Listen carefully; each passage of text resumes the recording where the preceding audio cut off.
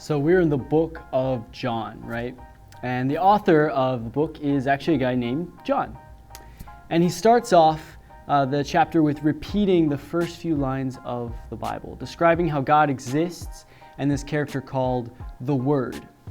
And John describes how both exist at the same time, and while they are separate beings, they are all still one. They're both God. He then goes on to explain that the Word character, was said long ago to be the light of all mankind. Now, John is setting up the stage for us to understand who Jesus is. And there's 4 books of the Bible that actually focus on the life of Jesus. You have Matthew, Mark, Luke, and of course, John. However, Matthew, Mark, and Luke focus specifically on the things Jesus did. The book of John focuses on who Jesus was.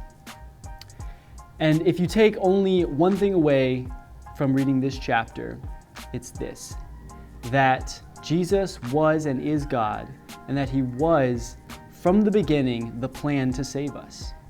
And John makes it very clear that Jesus is going to be rejected by many, that even though he has come to save us, many people will not want to listen or believe, but those that do listen will be saved from their own sin. And it goes on to describe Jesus meeting this guy named John the Baptist.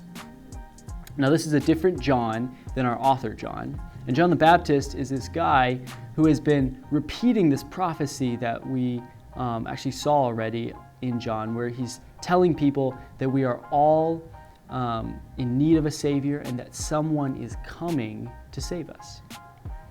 And the point of this chapter is that Jesus is actually the one John the Baptist is talking about.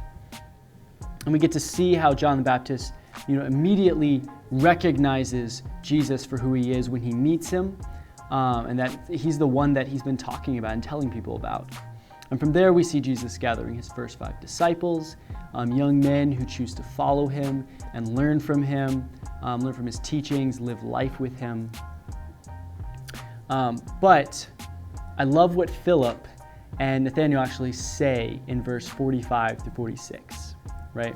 It's really cool. Philip is like, there's this guy that, we've been told about, right, for so long. Like, this is the guy, like, come check him out. Like, this is the Messiah. Our Savior is here. And Nathaniel replies, but he's from Nazareth.